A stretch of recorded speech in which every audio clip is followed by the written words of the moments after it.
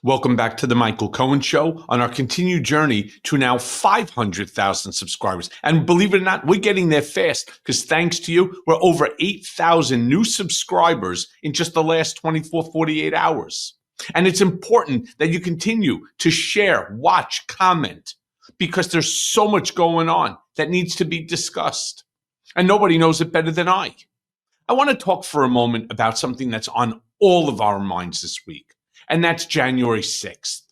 As one of Trump's very first actions as president was to pardon and or commute over 1,500 people that were involved in the January 6th insurrection. And very soon, we're not even going to be allowed to call it an insurrection.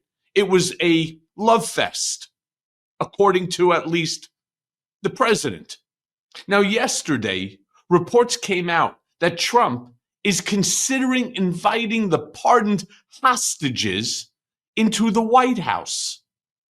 I want people to understand what I just said here, that Trump is considering inviting these pardoned hostages, the insurrectionists, into the White House.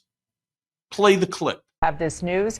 What more can you tell us? Right. So I'm told, according to two sources who are familiar with some of these discussions, that essentially some Trump administration officials have had discussions over potentially inviting the people that Donald Trump pardoned on Monday, the January 6 convicts. Unclear exactly who he's thinking about, if it includes just the people he pardoned or also those who he commuted the sentences of, including Oath Keepers and Proud Boys. But there have been discussions about having them come to the visit for a White House and a potential meeting with Donald Trump. Now, as you mentioned, Dana, it's still unclear in my conversations. They said it's unclear if this is even going to happen. It is under consideration. We have talked about it, but it's still unclear whether it's going to happen, as well as whether or not, or who they would invite specifically. So still. I want to be clear about something. I've known Donald Trump now for well over a decade and a half. He's a man who I cared very much about, who I was very loyal to my own detriment. I cannot believe that this is the same Donald Trump that I knew and that I cared so much about. I can't believe it. I say that because I want to show you a clip of what Michael Fanone, one of the police officers at the Capitol on that disgusting day, what he had to say to the leader of the Oath Keepers. Play that clip. No regrets. What do you say, Michael? Yeah, I mean, this is what I would say to Stuart Rhodes. Go fuck yourself. Okay. You're a liar. We didn't obviously get to beep that word out, but obviously this is personal to you, Michael. This is very personal to you. Have you? Yeah, it's personal. Yeah, it's personal. I watched this morning on MSNBC as Jamie Raskin was speaking about pardons and about the January 6 pardons. And he turned around and he said to the president, to President Trump, if you really thought this was a day of love, if you really believe that these folks are hostages and that everything was beautiful, it was a beautiful day, go with the family of Brian Sicknick to his gravesite and try to understand that there is a young man that is in the ground, dead in the ground as a direct result of this insurrection. Few people say it like Jamie Raskin. And last night during Trump's interview, again with Sean Hannity, this is what he said about the violent offenders. Play that clip. So you did run on a platform. You were very straightforward. You said you would pardon these people that were sentenced for January 6th. No, totally. You did. The only criticism or pushback I've seen is about people that were convicted or were involved in incidents where they were violent with police. Why did they get a pardon? Number of reasons. Number one, they were in there for 3.5 years, a long time. Right. And in many solitary confinement, treated like nobody's ever been treated so badly. They were treated like the worst criminals in history. And you know what they were there for? They were protesting the vote. because they knew the election was rigged and they were protesting the vote. And that you should be allowed to protest the vote. You should be allowed to. You know, when the day comes, you shouldn't be able to invade the Capitol. No, ready? Most of the people were absolutely innocent. Okay, but forgetting all about that, these people have served horribly a long time. It would be very, very cumbersome to go and look. You know how many people we're talking about? 1,500 people. Almost all of them should not have been. This should not have happened. And the other thing is this: some of those people with the police, true, but they were very minor incidents. Okay, you know they get built up by a couple of fake guys that are on CNN all the time. Nobody watches. They were very minor incidents, and it was time. Yeah. Like Michael Fanone being tased in the neck, like Brian Sicknick losing his life, like the police officer who got smashed across the side of the head with an aluminum pole. That's all minor. That's all just minor stuff. The one thing that people, unfortunately, are refusing to talk about, and if I was Trump, all I would turn around, or if I was around Trump, I would just say to him, I have the right, the constitutional right, as president of the United States, to pardon whoever I want for whatever reason that I want. And I'm not going to get into the sum and substance of why. You see, the more he tries to explain this away, the worse it looks. It's so bad that even Hannity, with that stupid ass expression, is saying to himself in his head, I wish that there was a bubble that we could put over his head and saying, no, come on, Donald, don't say that. Stop. He turns around and he says, what about the people who, it's not a peaceful protest when you smash the windows and knock down the doors to invade the Capitol, smearing feces on the statues and the artwork. No, that's not a peaceful protest. Now I want to go on and I want to show you a clip of Jim Acosta. And you know what? That's right. I appreciate Michael Fanone speaking his mind. I really do. Jim Acosta is a great journalist, guy who I actually have gotten to know quite well over the years, being fucked over by CNN right now. And that's a whole nother topic. But I want to show you a clip of Jim Acosta grilling Representative Tim Burchett. Play the clip. Do you agree with President Trump's decision to pardon these violent people and releasing them from jail? If they were truly violent, no. But do I know that they were? I don't know that. What do you mean you don't know that? We're showing the footage on the air right now. Congressman, you were there that day.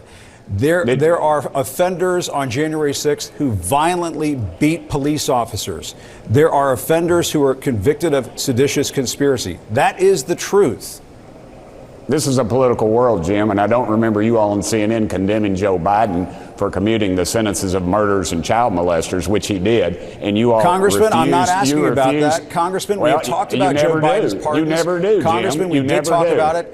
We talked about Joe Biden's pardons. Oh, Jim, you did not. You all read your report from the Democrat National Committee, as you always do, that and is you attack absolutely Americans. False. Congressman, are you going to respond and say whether or not it is right to let these people out of jail? I don't know if it is or not. I'm not a lawyer, but I'll tell you what isn't right. You're a congressman. You're a member of Congress. You're an elected official. Take a stand. They were not given due process. I told you if they crossed the line, they were trespassers. Should they rot in jail for the rest of their lives in a federal penitentiary and never be charged? Beating police officer, tasing police officers, seditious conspiracy. What you're forgetting to say is the ones that he didn't release. Why did he not release those? There are several that he did. This blanket thing you're all talking about is not a blanket. It's not a blanket pardon. There were several that he didn't for those very same reasons. Why are you not focusing on them? Congressman, we're talking about the leader of the Oath Keepers, the leader of the Proud Boys. They should be released from prison? What about the leader of the FBI? What about the FBI agents that were on the grounds, that were in that mess? Congressman, that were helping the leader of the FBI that? was not rioting at the Capitol that day and beating up police officers. Whatever happened to Back the Blue? I want to show this. Yeah, holy shit. If you're not saying the same thing, I mean, I'm not a lawyer. You know, it's amazing how they get up and they speak. And I'm talking about members of Congress. By the way, on both sides of the aisle. They get up and they say things, and then just when it becomes necessary for them to turn out, well, I'm not a scientist, I'm not a lawyer, I'm not a doctor, I can't answer those things. You're a member of Congress, you putz. The hell is wrong with you?